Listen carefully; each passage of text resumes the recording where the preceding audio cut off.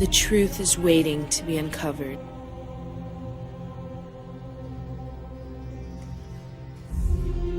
They've been corrupting our minds, decaying our bodies, entrapping our souls, leaving us to rot on this planet, each cycle becoming more meaningless than the last.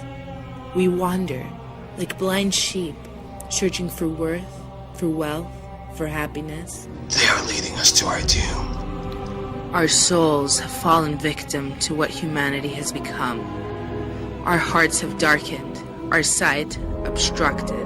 Like a fish in an aquarium, there is no escape.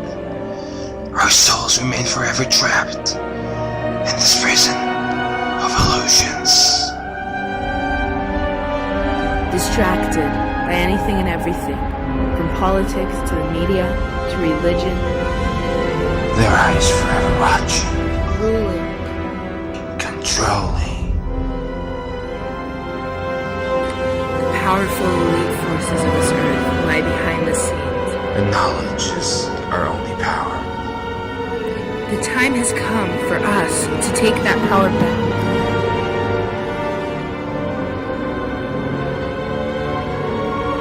Emancipate our minds and open our eyes. We are the illusion. The Prophet Muhammad said that a time would come when the whole world would gather around to plan the destruction of the Muslims, as if they were gathered around a table to take part in a meal.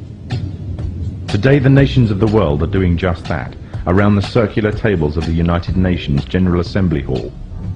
That when we're dealing with the subject of the Antichrist, there is a lot of symbolism involved in it, religious symbolism, which needs to be interpreted.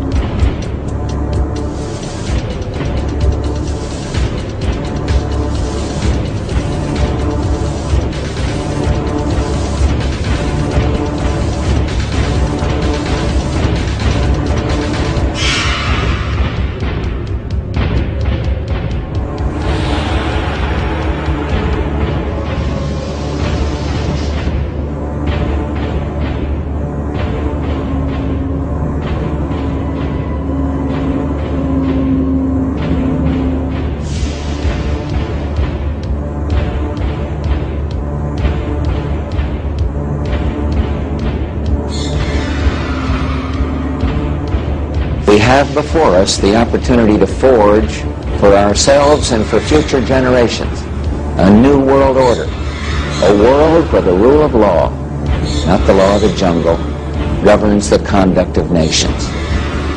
When we are successful, and we will be, we have a real chance at this new world order, an order in which a credible United Nations can use its peacekeeping role to fulfill the promise and vision of the UN's founders.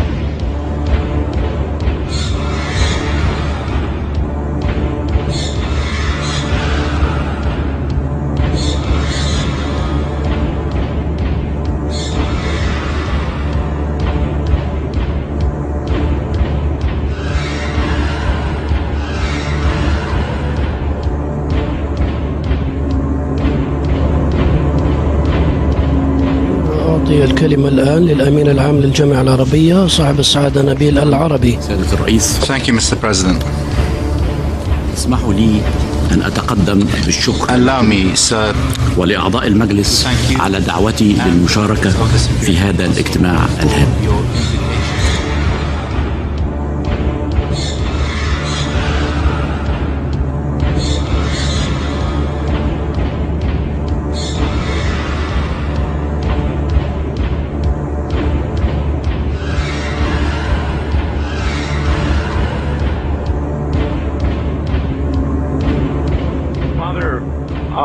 I've got an article here entitled "Two Eminent Churchmen Agree." Yes. That there actually is, this is a shocker to a lot of people. Yes. That there are satanic practices going on at the Vatican. Could that be true? Yes. You want to say that? If I was a lawyer and you were on the witness chair, I'd say, would you say it?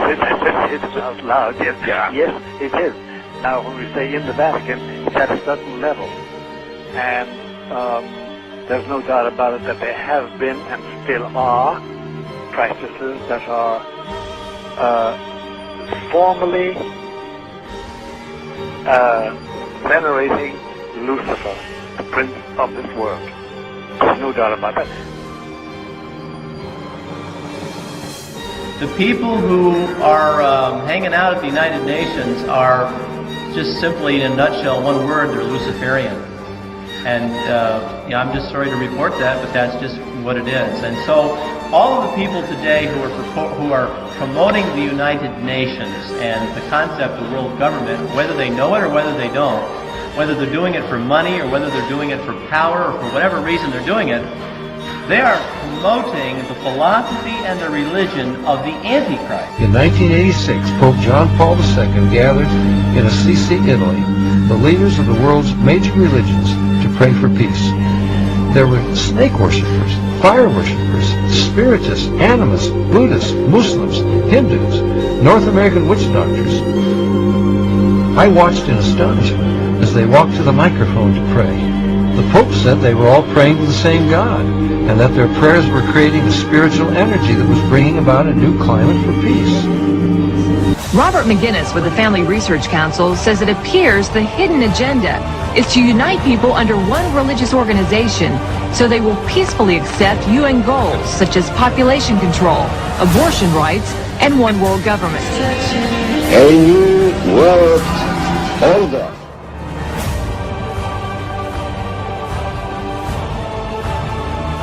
This ethnic cleansing that you're hearing about is Christian cleansing throughout the world.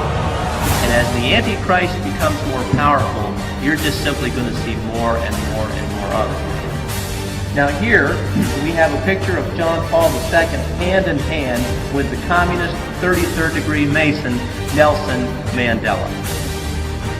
So most all the blacks think that Nelson Mandela is the great black hope to South Africa. Here he is shaking hands with the communist Mikhail Gorbachev, who's also a Mason. We are in the middle of spiritual warfare. But the point is that I think some of us at least are here because we realize that there's a real problem today. But to people who are on the outside looking in, this is not what they see.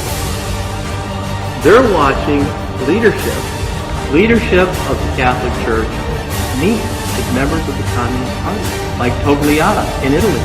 And they're asking themselves, how can this be? I think we're in the last days. How we got here is anybody's guess, I suppose.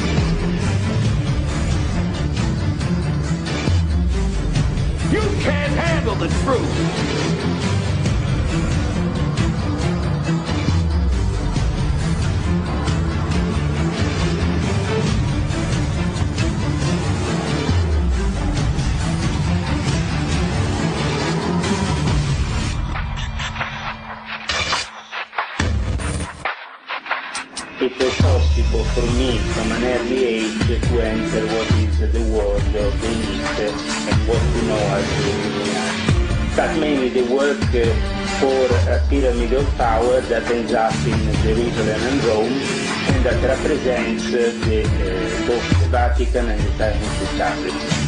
Together, united to perform what they would like to be the New World Order.